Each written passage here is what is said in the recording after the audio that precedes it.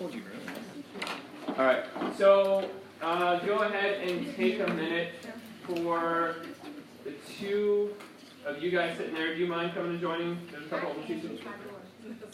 Okay. Welcome to the class. For all those who don't know me, we'll get to know each other over the course of the semester, and hopefully I'll recognize who the students are and who the other people are that are coming to join our class. You guys need another minute or two to fill out your name tag? How about this? How about let's start with the second part? And those people who haven't yet gotten a chance to fill in your name tent can go in a minute. So maybe we'll start in one of the corners of the room. So what I'm going to ask you guys to do is we have 52 people enrolled in this class, and it looks like we have pretty close to 52 people here. So actually probably more, probably 55, because there's 56. We have 4 extra people that I'll introduce in a second. So I'm going to have everyone just spend 10 seconds, just really briefly. I want to hear your first name, and then pick one of these things that you want to share with class. Only one. The things will be there so you can share them with other people later, but for now, just one.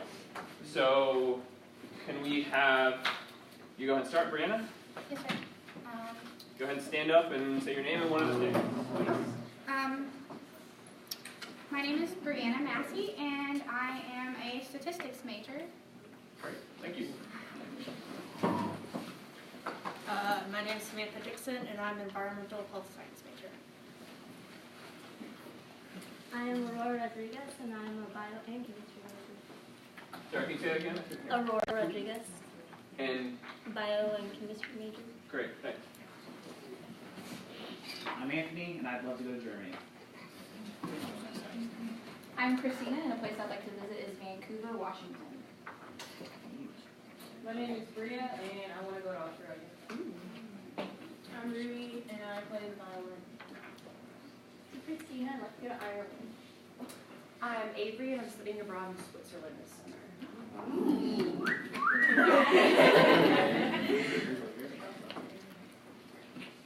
My name is Mohammed, and I'm a biomaker. My name is Mohib, and I'm from Pakistan, Karachi. My name is Carol, and I'm from Rio de Janeiro, Brazil. Hi, I'm Hannah, and I have a 20-pound cat. He's healthy. I'm Madison. I'm from California. I'm Lauren. I'm a bio major. I'm Corbin. I'm a finance major. I'm Sarah, and I'm chef by My name is Lindsay Huckabee, and I'm an environmental science major. My name is Ashlyn, and I replace people's joints every day. It's pretty interesting. My name is Love. I'm a chemistry major. My name is Tiffany, and I'm a chemistry major. My name is Javier. I'm from Irapuato, Guanajuato, Mexico. My name is Savannah, and I'm finishing my preps for PA school. My name is Logan. I'm going to say 2 things. I was a pretty man, but that's pretty common. And also, I'm a combat medic. Breaking the rules. I'm Chelsea, and I'm from Florida. My name's Josh, and I speak really loud. Austin from Fort Smith, Arkansas. My name is Humphrey, and I want to go to Japan. My name is Kayla, and I'd like to visit my fridge after this. I'm Matt. I'm from Boston. I'm Jason. I used to do protection work in war zones. I'm Nabil, and I'm a chemistry and bio major. My name is Echo. I am the VP of SWE, which is Society of Women Engineers on campus. So if any of you guys are interested. I'm Maggie, and I want to visit Finland. I'm Tyler, and I studied abroad in Morocco. I'm Lynn, and I'm a geo major. I'm Kayla, and I'm a biology major. I'm Marlene, and I want to visit the Dominican Republic. I'm Melissa, and I would like to visit Greece. I'm David, and I'm a scrub tech working to be a PA. I'm Marion. I'm Bolognese, so I can stand. I am married for 5 years. Listen. So hopefully you guys will kind of become comfortable with the people around you and see them as resources as well. Since you're supposed to accept that I am in charge of determining if you earn a grade or not this semester, I figured I'd tell you a couple things about me. I was not born in this, well, I was born in this country, but not of this country. My parents are European. So does anyone know what flag that is? So my first language was Swedish. I am the son of immigrants. I grew up in Seattle, Washington, and love going back there as often as I can. I also love traveling. So the place I put on my name tag was Austin, Texas. You're from Seattle? West Side. I got to watch them lose the playoff game at the Cowboy Stadium a couple weeks ago. Sounders is really the important thing, right? Yes. All right. Anyway, soccer, not football. I've gotten to run with the Bulls with my wife. We've traveled all over the world, lived in Switzerland and a number of other places. And this is how you say I got engaged in Switzerland. Because you see that's how you hide the fact that you couldn't afford a big ring, too. You propose where it's cold. I do have a PhD that's in organic chemistry. I studied medicinal chemistry, designing potential drugs for cancer and other diseases. I also worked afterwards in Switzerland, which is where I proposed to my wife, and that was studying Parkinson's disease. So if you're interested in the medicinal side of chemistry, which I would imagine a number of you might be interested in medicinal applications, maybe not medchem itself, raise your hand if you're interested in the medical field. Okay, so there's a number of people that are interested in that track, and so hopefully some of the things that we're doing in class this spring will relate to those applications. So while this institution is awesome location, Switzerland and France, Mont Blanc is back there. The real reason I went to Switzerland was because you can snowboard and bike and do a lot of other fun stuff. So play hard, work hard. That's my philosophy. So before I came here, I did teach at University of Delaware. My classes were much larger, but they were very similar in fashion to what we're doing here.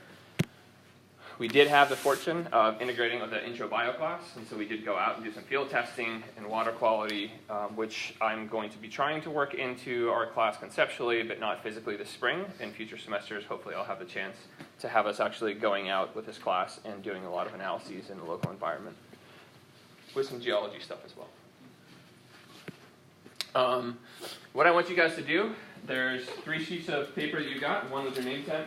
On the single sheet of paper, those of you who have already taken my fall course, you might have done this, but I want you to evaluate as of right now. I want you to answer question number 1A. So that question is, when you leave this course, and maybe you can talk about college if you can't think about specifically for this course, what do you want to be able to do that you can't do now, right? You're taking a course for a reason. I want to know what you want to be able to do.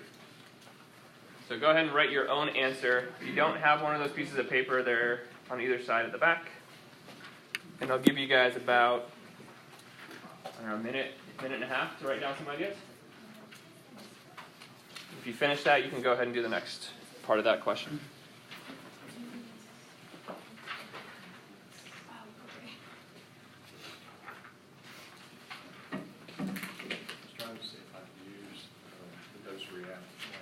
Windows with an iPad, you know what I mean? Okay. So it'll do both Windows and iPad at the same time? It's only through, it's just everything in one hand, and then you scan the QR code from one device to the other, and then it has it come. Oh, really? Cool. That's good.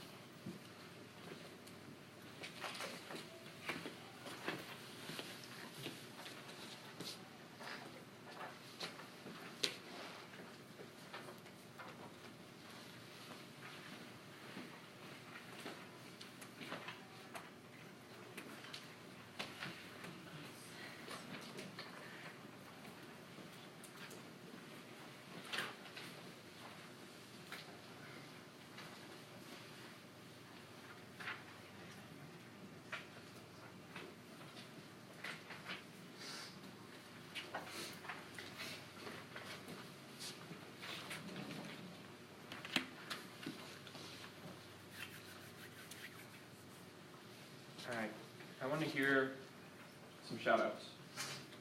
You guys can raise your hands, and then I'll go around the room, and I want to hear from 5 or 10 people just to get a feel for what you guys want to be able to do. Logan? So I said to understand chemistry, especially in preparation for organic chem, because that's my next step, chemistry. Great. I want to be able to appreciate chemistry. Okay. So what's interesting about these two is that they're pretty vague in a way. You kind of have an idea of what they mean.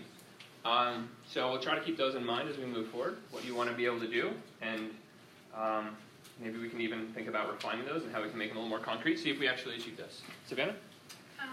At the end of the semester, or in Chem 1, I was getting better at identifying what I didn't understand easier, but I still need some more work on that. Like, I want to hone in on that a little bit more.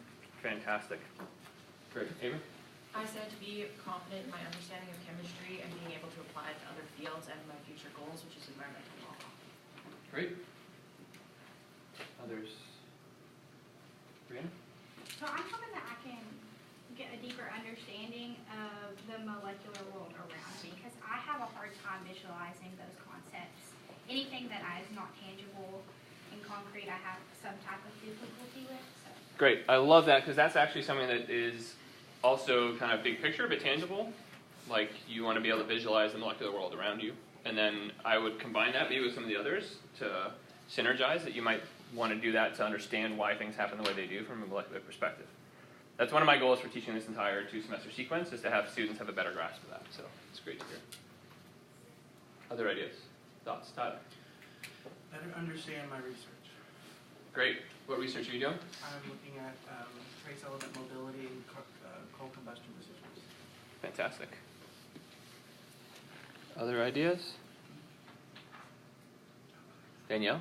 So it's pretty general, but I want to pass with an A because I suck at chemistry. So. It's okay. You don't see much of it or talk to many people in chemistry anyway, right? Danielle is one of the main people that works in the chemistry department that are support staff. She spends a lot of time in the chemistry department. So I think what I like that I'm hearing is a whole bunch of different levels of what you guys kind of want to get, and you can build on this throughout the semester if you identify other things. I would love it if you want to let me know some of these things. So if you want to just send me a note with an email of these things that you think is important that I know. I'm the one who gets to decide kind of where we go in this class. I'm just generating the environment in which we're learning, so I'll take those into consideration. It's all the way from, I have to take this class. It doesn't turn off. All right, so the second part of that question is, what do you think your employers want you to be able to do that you can't do now? Why are they forcing you to be in this class? Go ahead and take a minute, write down an answer to that.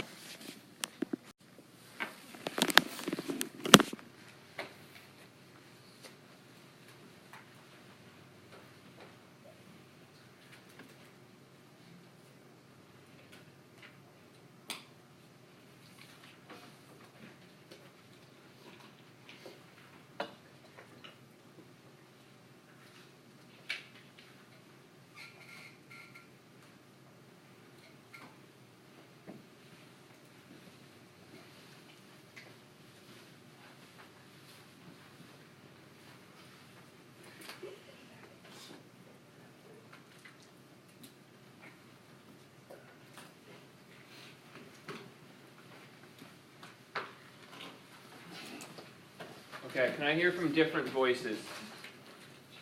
What do you think your employers or graduate school or whoever it is that you're going to school to satisfy some requirement for, what do they want you to be able to do at the end of this course, or you can go bigger picture for college if you want.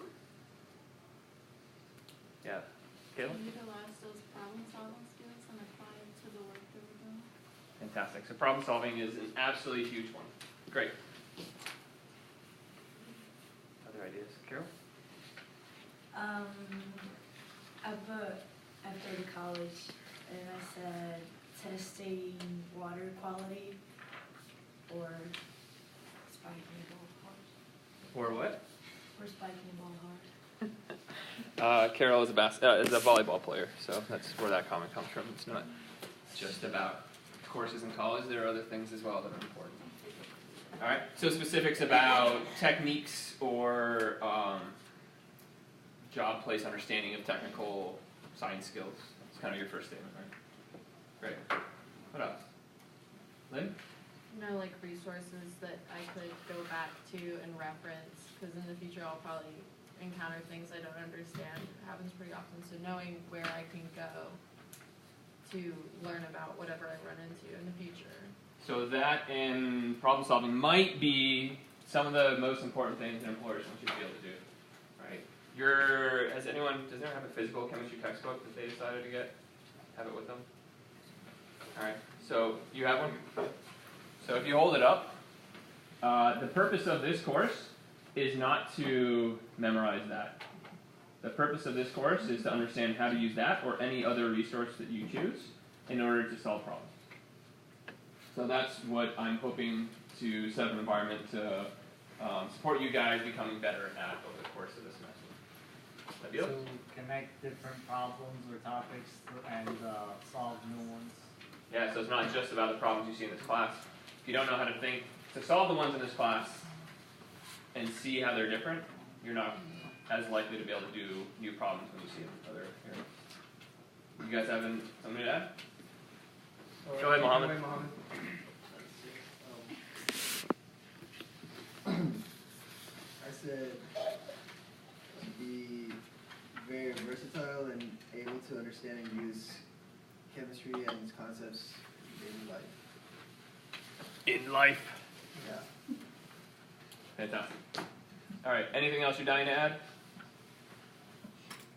Yeah. Javier? Javier.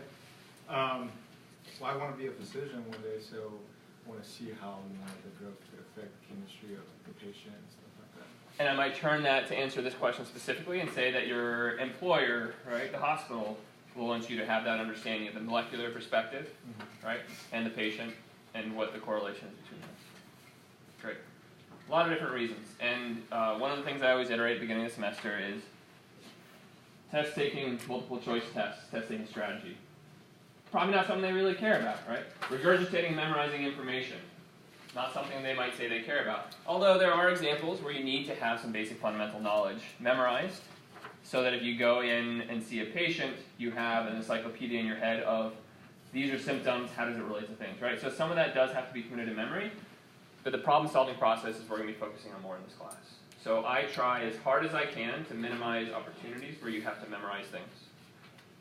I think you will appreciate that to some extent, although if that's how you've gotten through classes in the past, then kind of to Savannah's point, understanding what you know and what you don't know is going to be a really big part of this class, and so I want to try to be there to help you understand how to work more in problem solving than memorization.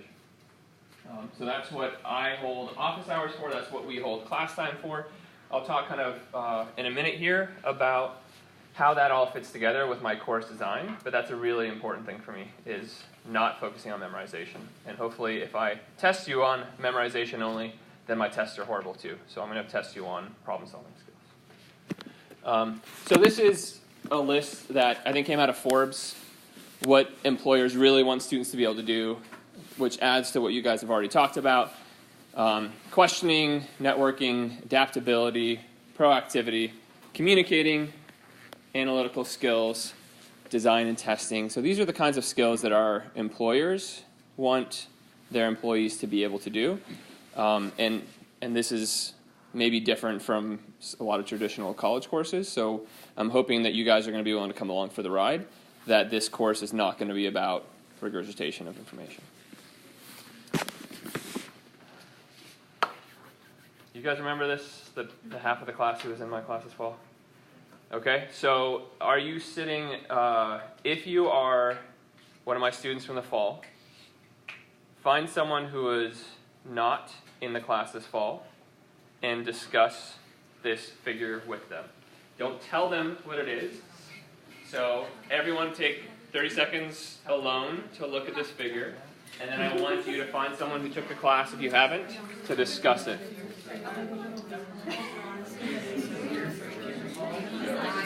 30 seconds to look at it first means don't talk to the person first.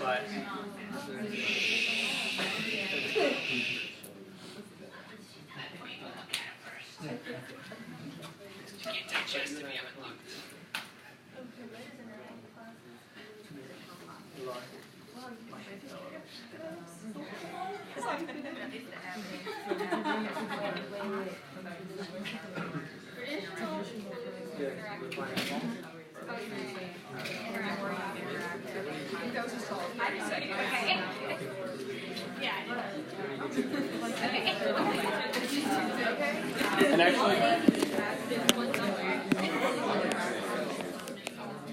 if you have your iClicker app or your computer with iClicker, I just made this a clicker question so that you could pull it up on your device. It sends you a screenshot. That way you can zoom in on the text. There's no question. Don't worry about clicking anything in. I'm not going to score today. This just gives you a screenshot on your device. So you can pinch and zoom. Is there any yeah, or is it like the same as Oh no, I had this too. It's just 1402. Or 1403. I've missed that. Here. You know, I sit in my other classes and I was like, it's just my clicker question. As opposed to? I want him to start going on and it was like A, B, C, D, and he would just tell it and I was like, wouldn't this be great if we could just actually like put it in? You should say something. I might. In a very polite way. I'm kind of scared of him though.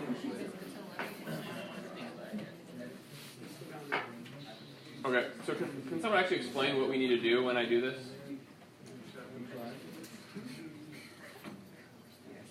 Tyler, what do we do? Shut up. Do you want to summarize the whole process? Everyone should look at the front, raise your hand, and look it up. Okay-ish.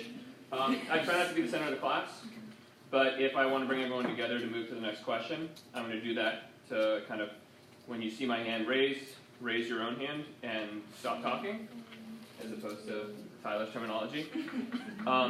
What this does is that if Corbin is looking back at Logan and they're having a discussion, Logan will raise his hand. Corbin doesn't have to be turned to me to see that we're kind of moving on to the next thing.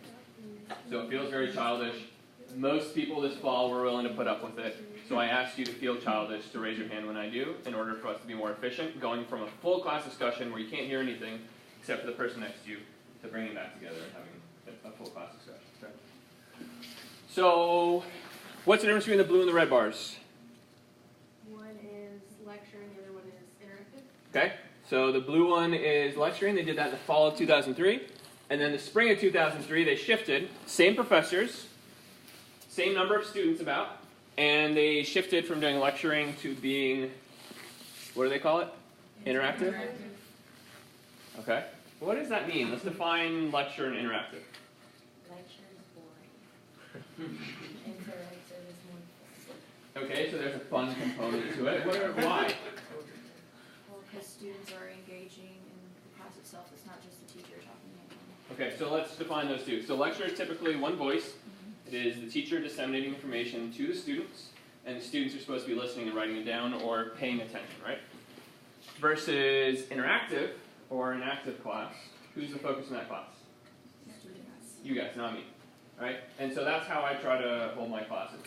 I try to do this without explaining this to students, without having students kind of talk through this, and they're just like, why don't you just tell us what you need to know, what we need to know? Like, tell us what's going to be on the exam. Because that's the way a lot of us are trained in school. So why might we not do that? Why might I choose to do a student-centered class, an interactive class, as opposed to a lecture course? More stimulating.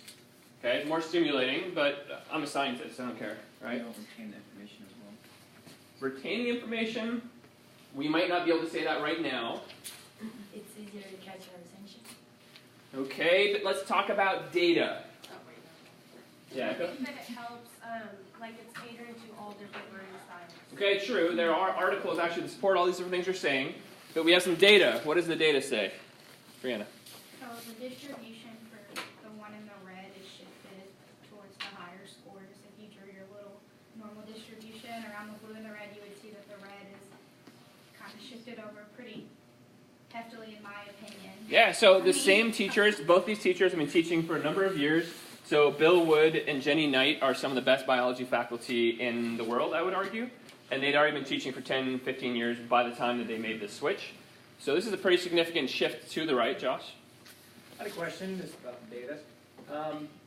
This doesn't express conceptual learning, it just shows the grading scale. Correct. So they use an identical exam, and if the exam is something of value, which we have to make the assumption that they valued what this exam tested, then the students improve performance. But we'd have to go back and actually decide for ourselves whether we agree with that. Because these are some leaders in the field of education research, I am very confident saying that this is testing what we want students to be able to do. But very, very important. And I'm a chemistry education researcher, so these are the types of things I have to think about. What else do we notice about the data? Interactive classes improve our performance. Okay, so the red graph shifts to the right, the performances are improved. What's the one other big thing you can notice? Corbin? The number of students, when you have a bigger classroom, it's harder for one person to, I guess, kind of administer the content to everyone. Okay, so logistically, maybe the interactive class can be harder. Could be easier. Depends on how you think about it. Because like when you're interacting with one another, you're teaching each other. True. And actually, there are parts of it, though, that the time it takes is much greater. But having additional helpers around the room makes it kind of more cohesive and speed up, which is why we have so much help in the room. Matt? No one builds interactive work. Is that important to you guys? Yeah.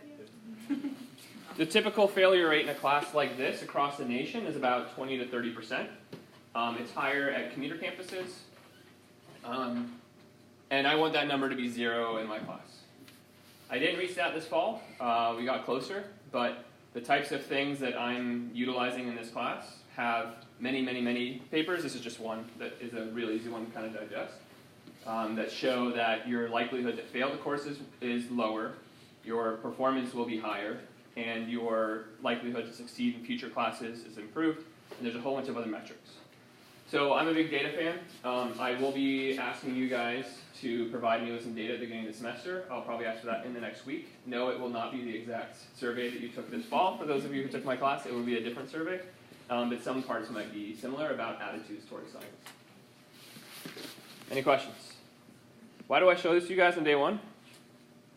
Help us interact. Hey, I'm sorry. So that we understand, why you're not just telling us like how to do stuff. Yeah.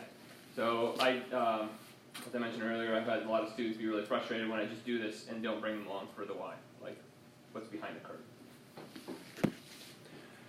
curtain. You will see on the back of your sheet, I have intended learning outcomes, things that I specifically define. I want you to be able to do after you complete this course. Hopefully you notice that they have action verbs that are measurable. And so I try to measure those things before and after the course. So I will ask you to do a pre-post test on your own.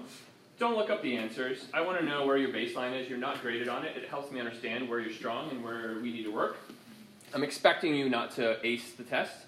If you do, I'm not quite sure why you're in this class. Okay? So don't feel bad if on this pre-test you don't do great. Half of it is going to be concepts. Half of it is going to be attitudes towards science. I will send out a link for that in the near future. Let's talk briefly about required materials. Hopefully the email I sent out had most of that in it. Cengage Unlimited. If you had us in the fall, you should be able to get full access for free for the semester. So you don't have to pay the $120. You get access to the book and you get access to the homework platform out. If you have paid and utilize your access code, talk to me after class, send me an email. We'll figure out how to try to refund you for that if you did that. Kayla? So even if it says our subscription is about to end in 4 days, it's still free? It is supposed to be. So if that kicks you out, then we'll figure out what's going on. I think it linked, wrong class. That was for a different class. Well, it might. So if you are taking other courses that require Cengage Unlimited this semester, you'll have to buy it anyway, and so it's kind of a moot point. But if you're taking no other Cengage Unlimited courses, then don't pay the extra $120 because you already have free access. That's what I've been told. If it doesn't go through logistically, we need to have a conversation about that, probably on Blackboard discussions, to make sure we figure out how to get you into that. So if we didn't have you as a professor, then we still use If you had 1402 this fall, then yes, you can use that access to get it. Doesn't have to be in my class. The idea is it's the first semester of a 2-semester course with Cengage Unlimited, so you should have continued access. This is what I've been promised. Has anyone actually successfully done that yet? Okay, so get in. Maybe it'll say you only have so many days to register, but let the time clock run out, and then hopefully at that point it'll log you in. We'll try to figure it out, all right? So this is logistics we're going to figure out going forward. That's what the Blackboard discussion is going to be about, is that's one place to go for logistics, where I don't have to field 50 emails. We'll hopefully be able to solve the problem and get an answer to you as quick as possible. All right, the other thing is iClicker Cloud. The link for both of those, to access those, you have to go through Blackboard your first time. So under Blackboard, can't remember what the link is, I sent it in the email this afternoon. So go through the one course content and required materials or something like that, access and registration. Once you go through there, you'll be in the class. And I'm not going to lie, this course is going to take a decent amount of your time this spring. So I'm here to dedicate my time to help you guys get through this. That is my role. I'm the facilitator. So what I'm expecting of you guys and what I've set the homework up to do is allow you to take your out-of-class time to build some of the basic skills. Acquisition of some what we call lower order cognitive skills, the kinds of things that are more memorization, using an equation for the first time, trying to figure out how some of the pieces work, and then in class hopefully we'll be tying those together and doing some more complex, the higher order cognitive skills. That's my goal. Some people are going to test that every once in a while. I have a homework or a pre-class quiz that doesn't quite align with that, and it goes a little bit too far, and it gets frustrating. So if that does happen, just let me know. I can either adjust things, or that might be on purpose. So in class, we're going to build upon those things, so it is imperative that you complete homework on time, because we're going to be assuming, I'm going to be assuming you have, and we're all going to start on the same level. We're going to be working on problem solving. We're going to do a lot of discussion. We're going to talk about why things are the way they are, how the things connect to each other. You're going to have to defend your position a lot of times. We're going to do this through polling. You're going to be asked a question. You're going to have to work together to figure out what the most reasonable answer is. Then you're going to talk to your peers. We're going to discuss it again. We're going to poll. We're going to show data information. It's going to be a pretty interactive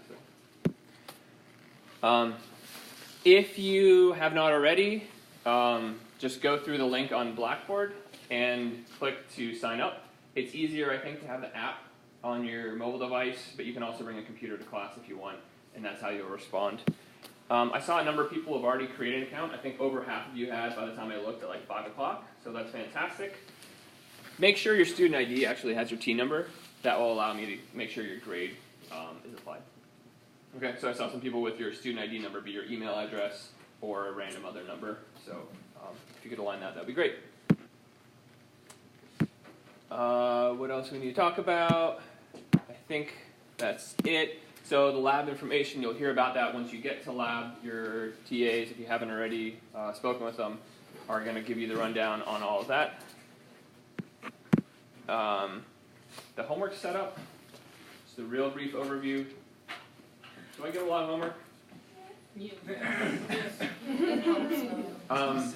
And evidence shows that the more often you engage with material, even if it's not a great amount of time, the more frequently you engage with it, the more you can conquer difficult concepts, and the longer the retention is. So I have pre-class quizzes for Monday and Wednesday. I have homework that's due once a week, and then I have a post-quiz. So the big thing to keep in mind, the pre-class quizzes, you have until 15 minutes before class to complete it. It's going to be completion is what you get credit for. If you're able to get through all the parts, then you get credit for that.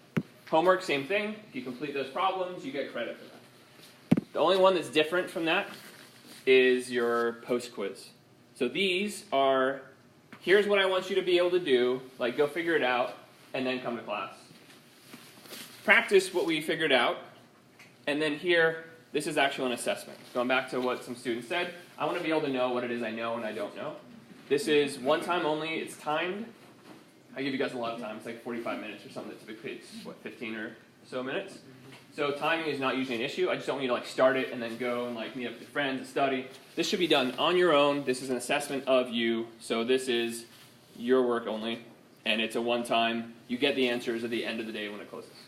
All right? We'll kind of go through that as the semester proceeds. Right now, we don't have one of these scheduled. It'll be the second week that we'll have one. So we don't have this up and running yet. I have exams listed on there. Dates? You have a question? Yes. Okay, so I know like last semester you had like your office hours like on this part, but I don't see them on this part, so. I'm going to send out a survey to figure out when office hours are because it's not as intuitive as when I have a day class, right? So I'm going to be sending out a survey, a couple of surveys. One of them is already out for supplemental instruction. I will send one out for office hours as well. So I do not have that. So as of right now, if you want to meet with me, how do you do that? Send me an email. If it's a generic question you have, post it to Blackboard. And either I or a fellow student or a TA will answer that question for you. Blackboard is really where most of the communication goes through. So if you don't have your notifications on, you're going to miss a lot of course communication. And that's on you. So I need to make sure that you guys turn your notifications on.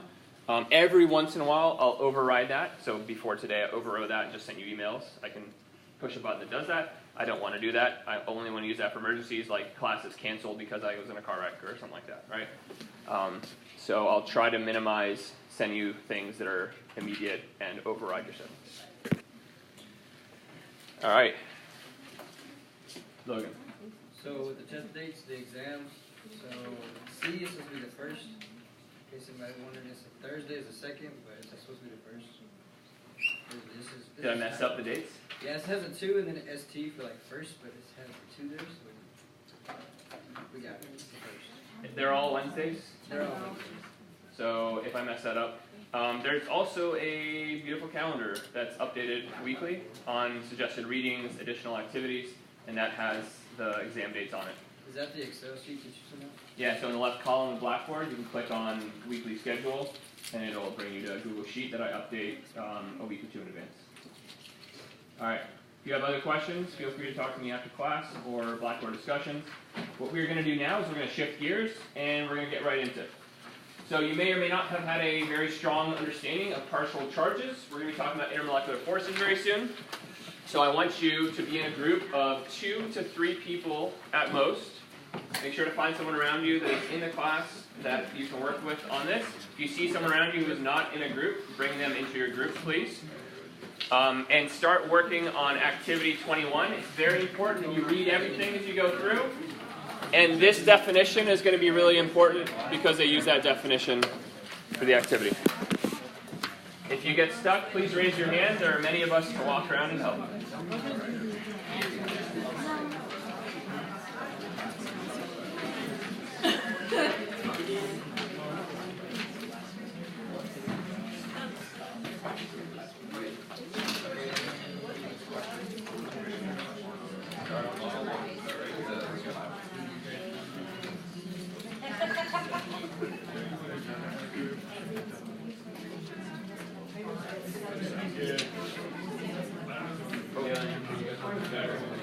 We're all together.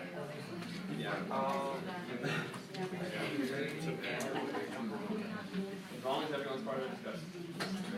Thanks a lot. Appreciate it. Yeah. I learned a lot. Especially with this. Welcome Yeah, to... that's really cool. Walk around with tags and stuff. And so I do have some other questions built in later for parts of this. I don't have and also being able to use The thing is you have to go ask questions to make sure that it's penalized for not being one of the ones that participate in the study.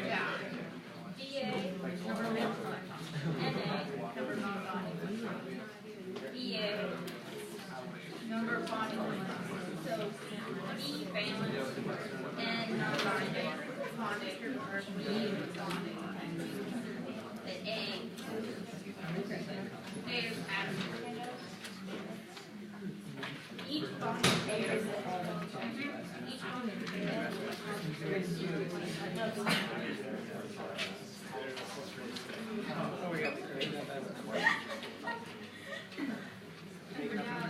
electrons are never shared.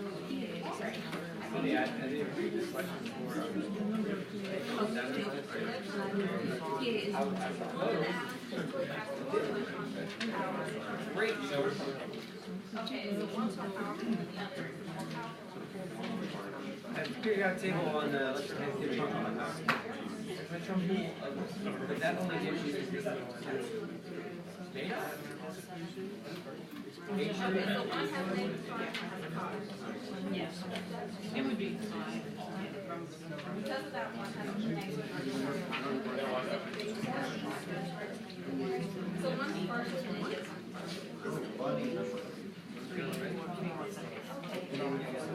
So what this one reminds me of is I think I know what I want. Yeah. it's not the same one.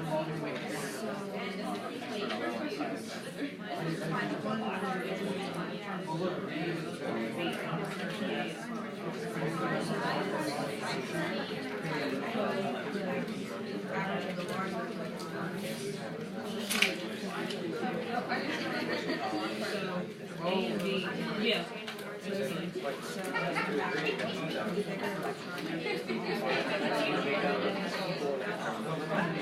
Yeah. Basically, the one that the numerator is always like this. because what you're, I think what you're trying to solve is you're using this like hard power. So it's like we have this total sum of all the and the larger to figure out what's this like pool. Yeah. I mean, that's basically what I got.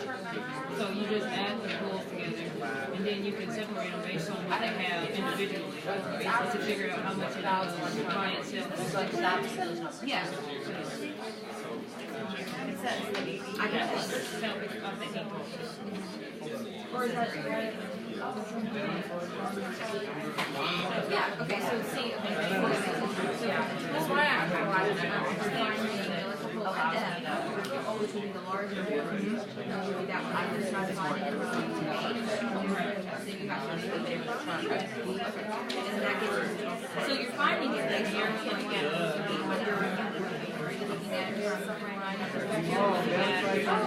yeah, so like the numerator is whatever, it's going to be total here, figure out what you're doing. This is F. Right. No, you're right. Yeah.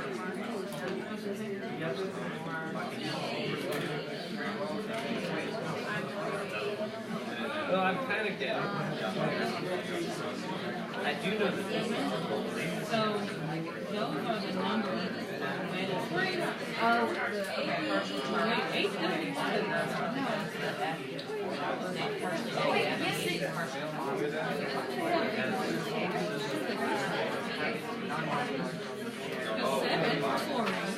It's giving you things.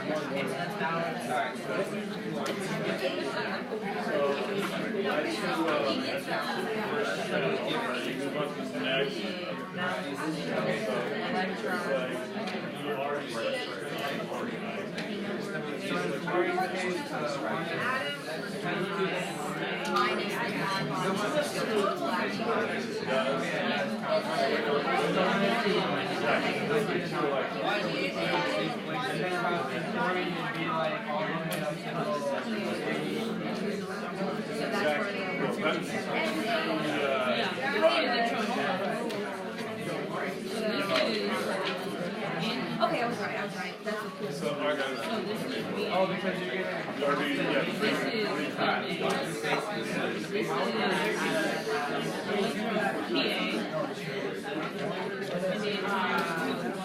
talking because that's anything that's not a So these are not. Did you read it like that? Because then you have. Right? No, that's wrong. Or what if it's two of them? Well, yeah, what's going on? It is two. Because it's two add-ons, right? Sorry. Like, would you multiply by how many? And then it goes to 3s. Well, it's divided by half. Yeah, you do. You have non-binary. Okay, so VA. That's VA. The number has higher electrons on the atom. Or does that include the part of the? That's the understand what this. Or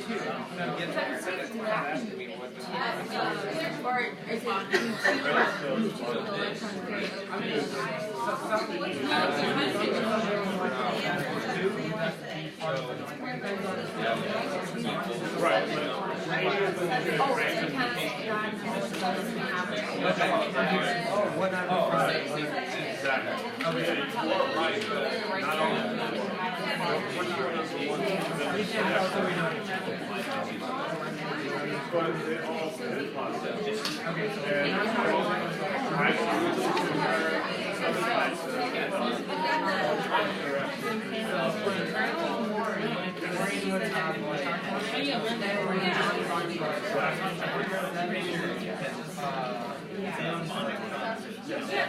That's what I said, but I don't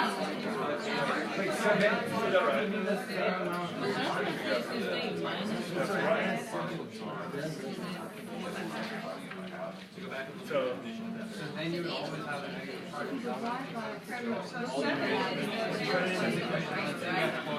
Let's say we didn't need four. Find the particle charge on 4. We have 7.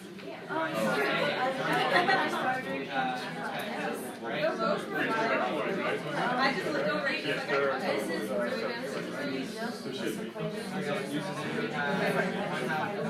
Maybe it's just the number of Which is 7.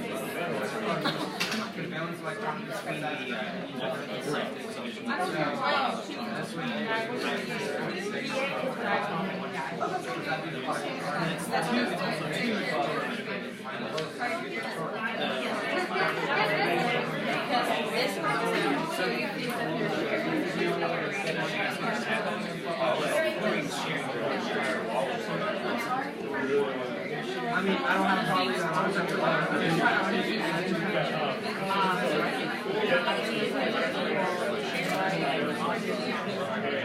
all the halogens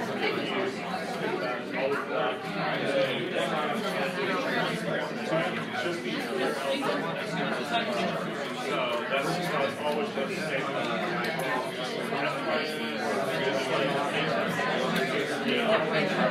Well, yeah, I mean, in terms of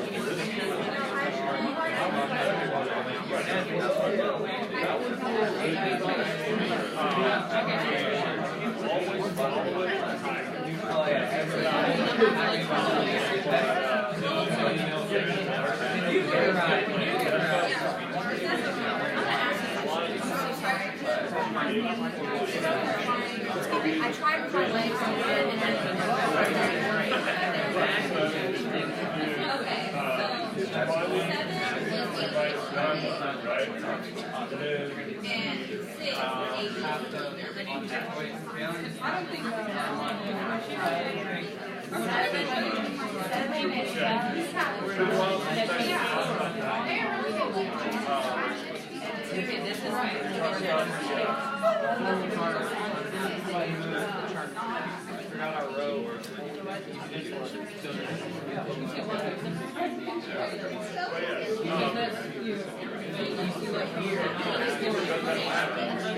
Yeah, because look, this is fluorine right there.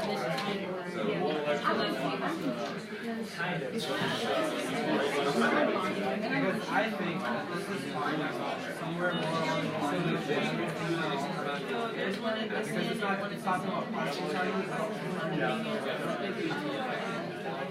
Never gone elements. But like, say you can just talk about it, probably be able to get any CL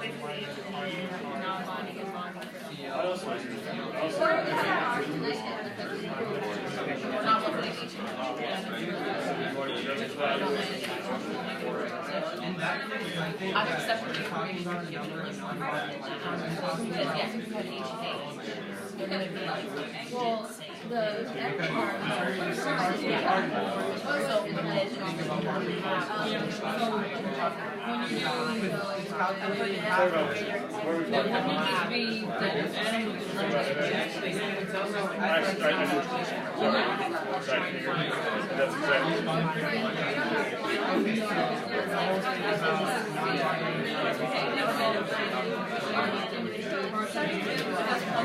That's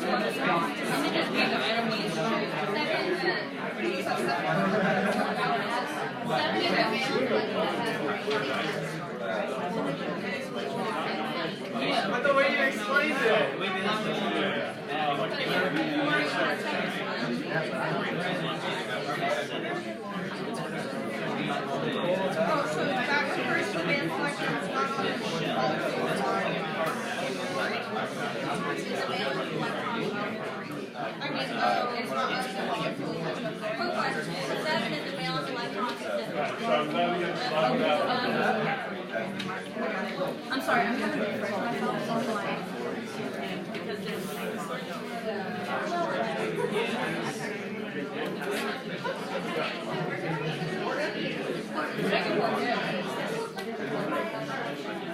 that is the use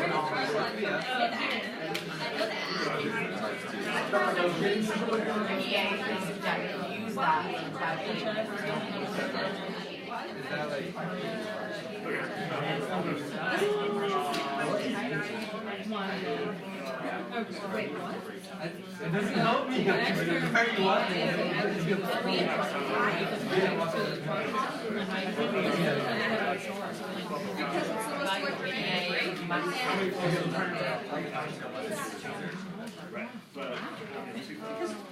All right. Let's kind of all regroup and get on the same page so that we can move forward confidently on this exercise. Did everybody carefully read the first page? Did anyone not carefully read the first page and realize that was a mistake and have to go back?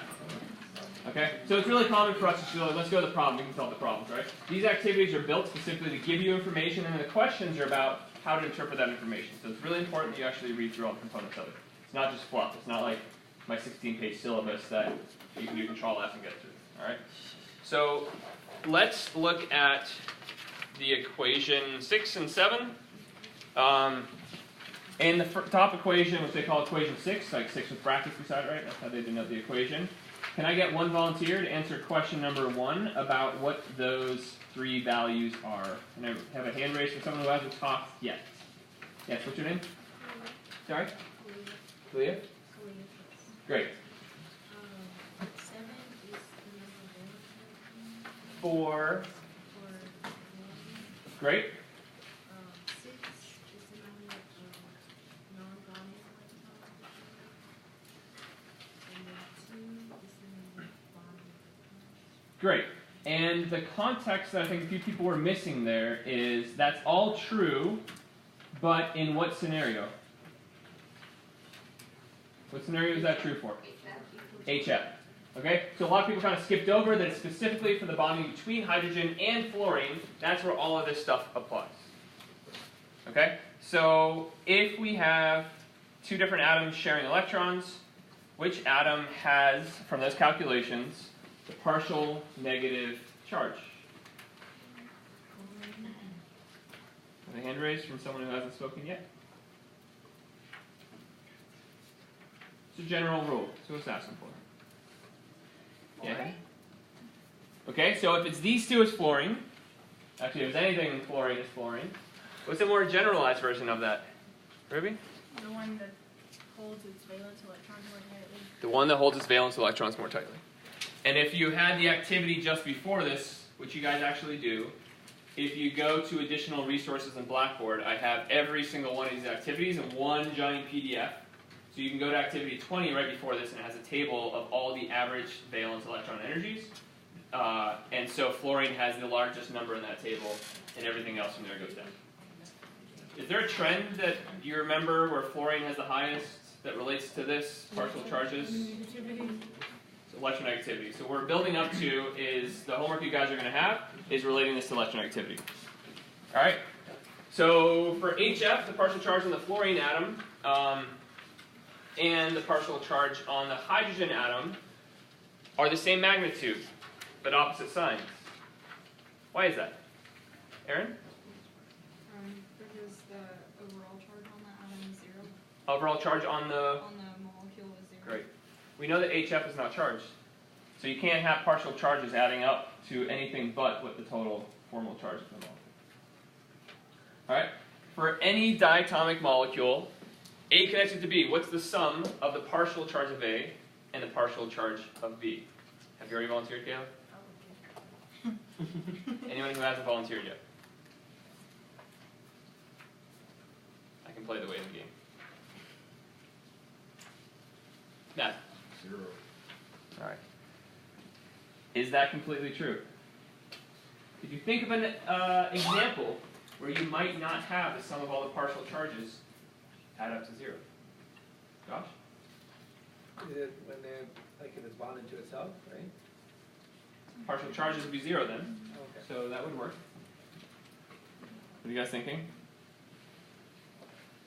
Maybe like if it's bonded to itself more than once, like how N could be bonded to itself like 3 times, or So let's go back to the statement that Aaron made, that they add up to 0 in HF because the formal charge is 0.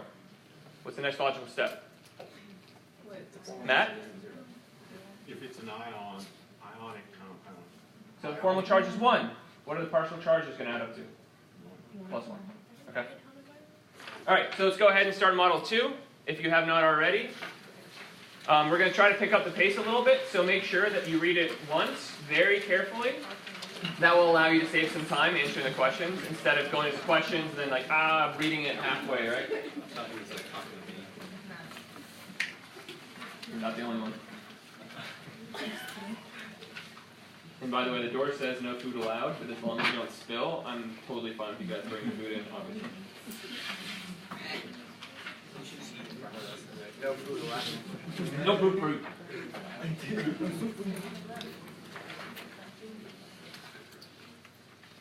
If anyone's like about to keel over, you can have some of my snack food. Or we can just ask Logan to bring a whole bunch from work.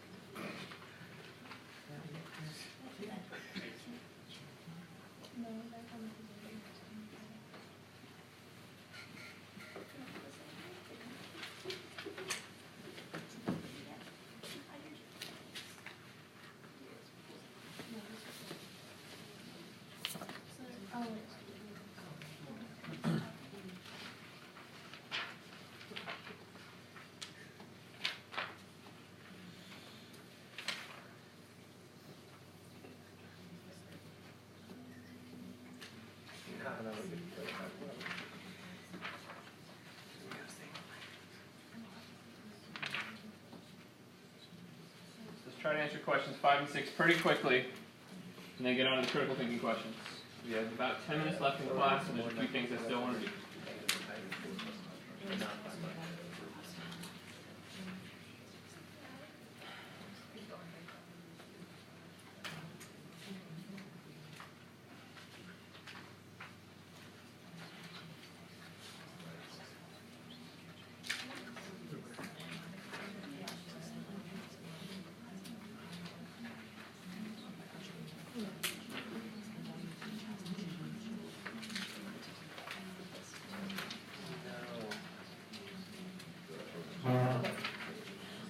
I'll share.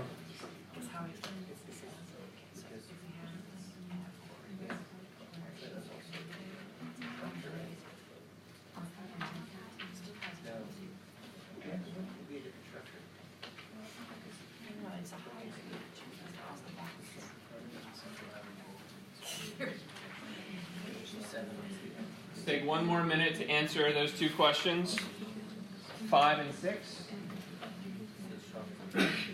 Keep working ahead.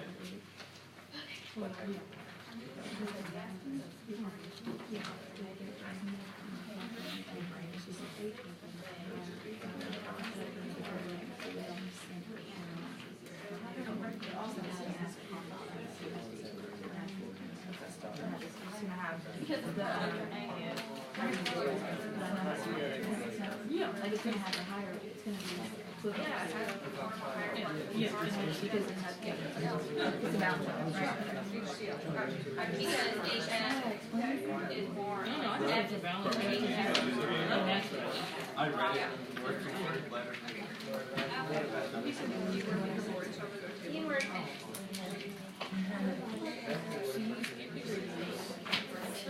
It's over there. This is gonna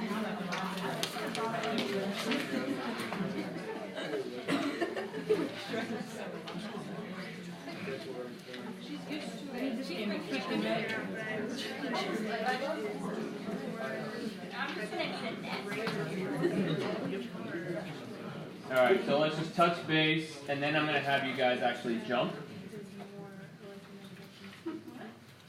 So Danielle, you see me doing this, raise your hand so that Peter knows I'm raising my hand. Thank you. All right, question number 5, new volunteer. Why is it reasonable that, with information in the two tables, that hydrogen has a partial positive and chlorine has a partial negative in the molecule HCl? New voice, please.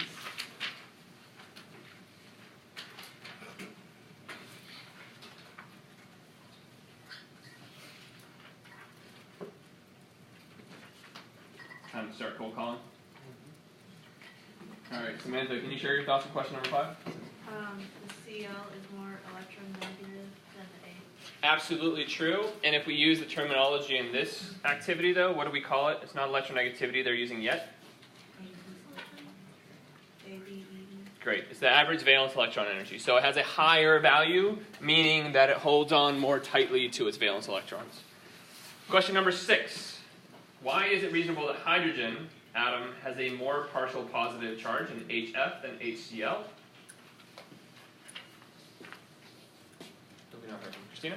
So HCl, like, they balance out at a lower ABCE, so like it has to reduce its partial charge in HCl, if that makes sense. Okay, I see where you're going with it. So because one is lower, the other is lower. And which one has the biggest influence there? The partial negative. Okay, so hydrogen didn't change between the two. So chlorine has less ABEE than fluorine, less pull on those electrons, and so that results in a less partial positive charge on the hydrogen. All right, I'm going to have you guys jump to question number 10, and we're going to do this as clicker questions. So if you do not have the app, download it now. If you... How do we do this? Can you do this? I think you have to go, if you haven't registered already, I think you have to go to Blackboard. Click on the link there, create an account. It'll give you a 2-week free trial, so you don't have to pay for it right now. I think it's $15 a semester. You can get the card through the bookstore. Sorry I have to make you guys pay for that, but try to minimize costs. I think it's really useful. So I'm going to ask... I think he skips it. We're skipping to question number 10. And I want to spend the last few minutes in class to make sure everyone is able, for the most part, is able to get on iClicker. So the first thing to do is go to Blackboard, course materials, access and registration, and then the iClicker, you'll click on there. Raise your hand if you're having trouble once you get into Blackboard. Like we have 3 people that are in and replying.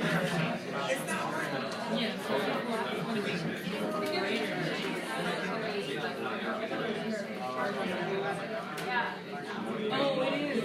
I see the H. You know, okay, so you know, so try right now, log in. So, that thing, and I think it'll do the web version. They have no charge. And why don't they?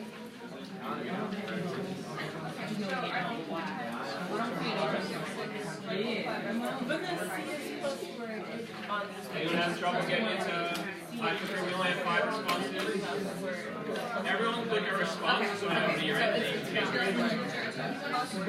Just click a response and then you can change it after you click it.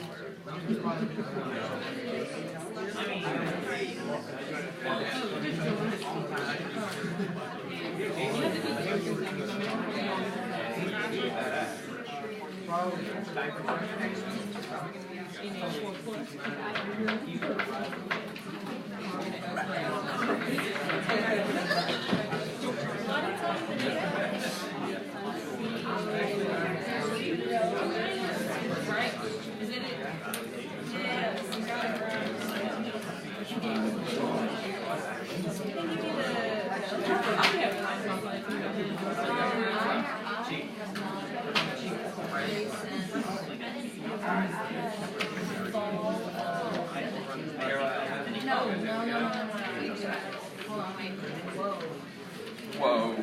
Yeah, no. All right, we have 37 responses. Raise your hand if you're still not quite in. Okay, we have some spinning wellness. All right, so answer question 10, and then if you finish with that, move on. I'm only soliciting the first part of question 10A right here.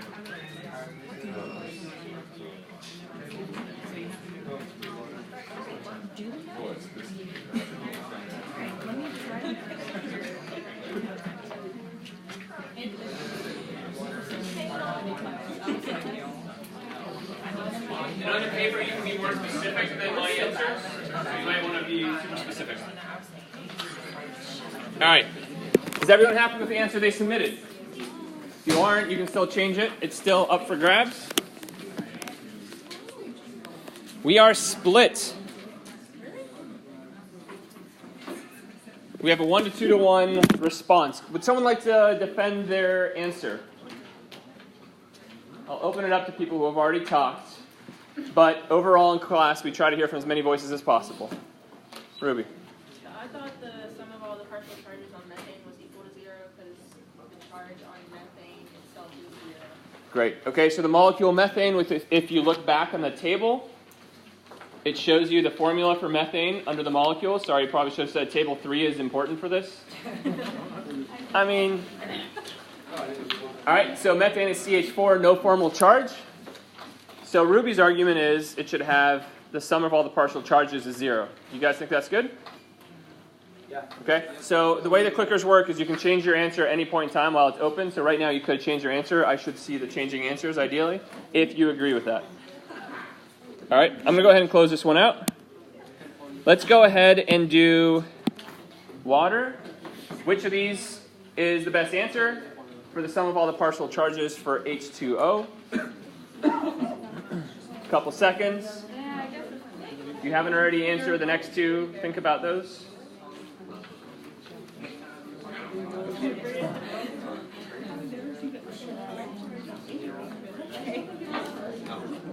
So we actually calculated it, and we actually calculated it with the number given on the paper. We got negative 1.2. You might want to double check your calculation.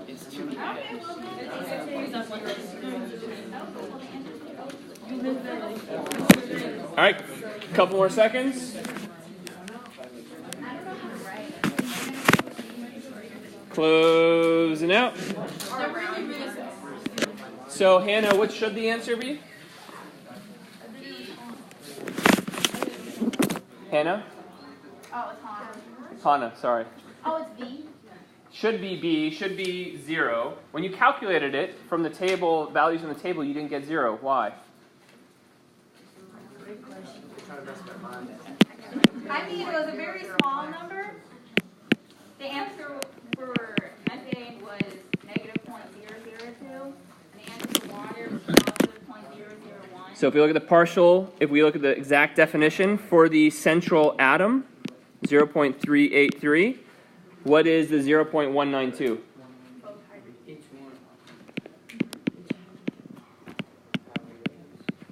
Does that change your calculations? What is the sum of all the partial charges? We add up these two positives. How does that compare to the negative? Is that what you guys did? Yeah. So you're saying that the difference is not 0, it is very close to 0. Is that right? Yes. Okay. So I just wanted to, that's great. So you guys, your answer is correct because of the rounding of sig figs. Right? Yep, so that is, for all intents and purposes, 0. What about the ammonium ion? Very quick. Let's answer this one super quick.